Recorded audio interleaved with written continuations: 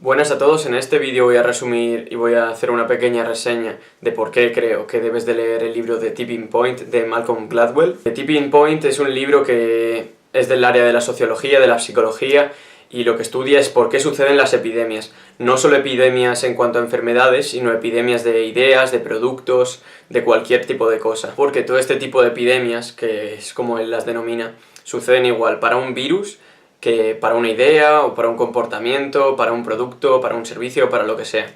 Y The Tipping Point hace referencia a ese punto de inflexión en una epidemia que hace que se expanda como la pólvora, es decir, como el punto en el que ya no hay vuelta atrás, en el que esa idea se propaga rapidísimo. A partir de ese punto, lo que sucede es que pequeños cambios hacen grandes resultados. Entonces, luego al final voy a comentar cómo aprovechar ese tipping point, que es como él lo denomina, para conseguir grandes resultados. En primer lugar, quiero aclarar que es un libro que recomiendo mucho leer, sobre todo porque está repleto de estudios y de casos que prueban todo lo que voy a decir yo ahora, y la verdad es que es muy interesante y seguro que si lo lees, alguno de esos casos puede aplicar a tu vida o ves alguna opción para aplicarlo de forma positiva a lo que tú estés haciendo, a tu comportamiento, para propagar tu idea, para compartir tu producto, etc. Este punto de inflexión, este tipping point, Malcolm Gladwell dice que se produce por tres cosas. En primer lugar estaría lo que él llama la ley de pocos, en segundo lugar estaría la adherencia, y en tercer lugar estaría el poder del contexto. La ley de pocos a lo que hace referencia un poco es a la ley de Pareto, es decir, a que el 80% de las cosas, el 80% de los resultados los genera el 20% de los factores, el 20% de la gente, el 20% de los productos, etc. ¿Qué descubrió él? Que el 80% del resultado, o sea, de la propagación de esa epidemia, era provocado por el 20% de la gente. Y distinguió tres tipos de personas entre ese 20% de la gente que hacía que una epidemia se propagase rapidísimo. Estos tres tipos son los vendedores, los mavens, o que su traducción en español sería algo como los enterados, y en tercer lugar, los conectores. Los vendedores no necesitan mucha descripción, la verdad, son personas que él describe como personas que aman su trabajo, que aman lo que hacen, que son persuasivas, que les gusta comunicar, etc. Entonces, al ser expresivos, igual que los otros dos personajes, que los tres son personajes muy carismáticos, hacen que las ideas se transmitan mucho mejor y mucho más fácil, por lo que hace que explote. El segundo tipo es lo que él llama los mavens, que a mí la verdad es un grupo de personas que me llama mucho la atención y me gustan bastante porque lo describe como un grupo de personas que les gusta estar al tanto, les gusta mantenerse informados, que leen mucho, pero sobre todo lo que él dice, que es muy importante, es que les gusta compartir la información. Es decir, les gusta compartir todo lo que saben. Si ven que ha habido una oferta de un producto que les puede interesar a los demás, la comparten. Y por tanto, la gente confía mucho en ellos. Es decir, si tú tienes un amigo que te está diciendo constantemente, pues, tienes un descuento para esto que quieres ir, mira este evento que te puede gustar que es gratuito, y tiene mucha información sobre todos los temas que te interesan, al final confías en ellos. ¿Qué pasa? Que por esta gente, es decir, un pequeño grupo de personas, la información se propaga muy rápido. Y por ejemplo, los supermercados o muchos otros grupos pierden poder de decisión en cuanto a sus precios precisamente por este grupo, porque aunque la mayoría de la gente no se enterase de que han cambiado sus precios, va a haber un grupo de mavens, como él dice, que sí que son conocedores de los precios que hay en los supermercados y al final van a protestar, se lo van a decir a sus amigos diciendo, mira, es que este supermercado ha cambiado los productos y lo ha manipulado. Es decir, hay un pequeño grupo de personas que les gusta estar informados y les gusta compartir esa información. Y en tercer lugar estarían los conectores, que a diferencia de los mavens, que es muy probable que muchos de vosotros no conoceráis ningún maven que él denomina, los conectores seguro que sí lo hacéis.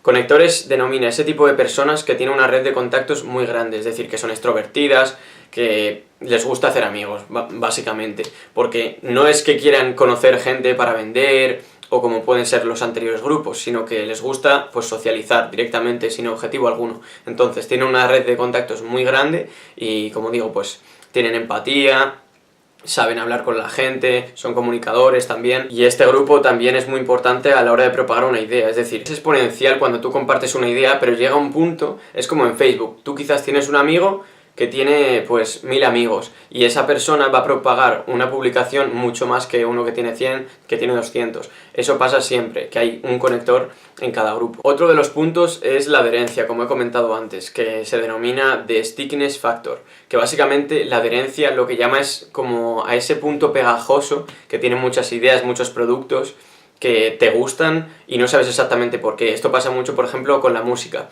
¿Por qué hay canciones que se viralizan tanto? ¿Y por qué son tan pegadizas? Pues no se llega a saber por qué. De hecho, a los mercadólogos les gusta mucho estudiar este punto porque ¿por qué un producto se viraliza tanto y otro no? Y es algo un poco curioso y que es difícil de estudiar, pero es algo que hay que tener en cuenta. Y esta adherencia, o lo que sería que sea pegadizo, se intenta siempre potenciar, ya sea bombardeando con publicidad todos los sitios, como para que parezca que eso puede ser adherente. Es decir, tú cuando ves unos calzoncillos que se anuncia y los anuncia Cristiano Ronaldo, Justin Bieber, etc., al final se hacen un poco adherentes, lo quieras o no, porque lo estás viendo en todos lados y al final como que te impregnas de esa adherencia. Por último estaría el poder del contexto, que a mí es el punto de los tres que más me llama la atención. ¿Por qué? Porque es increíble cómo el contexto puede influir en nuestros comportamientos y en lo que nosotros pensamos, sin que nos demos cuenta incluso. Como he dicho al principio, está repleto de casos que os invito a que lo leáis porque es muy interesante todos los casos que pone, pero se puede ejemplificar con lo que se llama la teoría de la ventana rota. Es una teoría que mostró cómo cuando en una ciudad aparece una casa con una ventana rota o un barrio que hay ventanas rotas, como que se fomenta que se cometan crímenes. ¿Por qué? Pues porque cuando un criminal ve que hay una casa con una ventana rota, como que le suscita y le dice que se pueden cometer crímenes, porque tú estás viendo que eso no se arregla. Entonces al final se crea una cadena en la que todos empiezan a romper ventanas, empiezan a hacer vandalismo, etc. Esto sucede igual pues cuando hay grafitis, cuando la gente está escuchando sirenas por la calle, cuando hay accidentes. Al final es una cadena y una bola de nieve que hace que cuanto más haya de vandalismo, más se produce. Y precisamente en una ciudad de Estados Unidos se solucionó esto, se limpiaron los grafitis, incluso se pusieron multas por delitos menores que realmente no iban a hacer nada, pero solo por este hecho, ya el poder del contexto hizo que se redujera muchísimo. También se estudió que en algunos barrios, por ejemplo, se reducía muchísimo el índice de criminalidad solo porque la gente de ese barrio pues tenía una formación más alta, es decir, se vio una correlación positiva entre los barrios que tenían más formación, es decir, pues había médicos, había profesores, con los barrios en los que había menos criminalidad, menos drogas y todo esto. ¿Qué quiere decir esto? Que aunque tú no quieras cometer crímenes, si tú vives en una ciudad en la que todo el rato se están cometiendo crímenes, eres más propenso a hacerte criminal. ¿Pero qué podemos hacer con esto? Podemos aprovecharlo a nuestro favor, como he comentado al principio que voy a explicarlo. ¿Cómo hacer esto?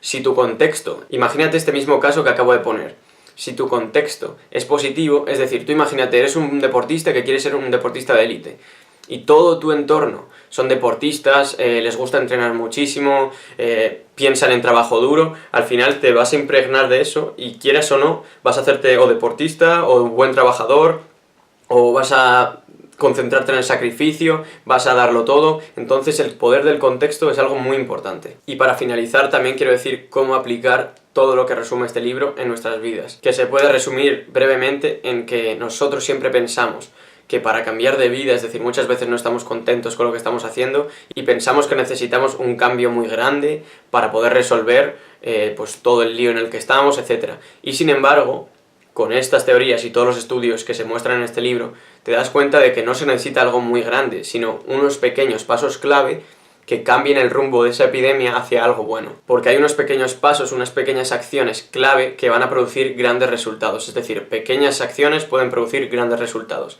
Es lo que te tienes que quedar de este libro. Y bueno, espero que os haya servido y os haya gustado la reseña. Os invito, como digo, a que lo leáis. Y si queréis podéis proponerme nuevos libros aquí en la caja de comentarios y seguirme en Instagram para conocer más. Nos vemos en el próximo vídeo.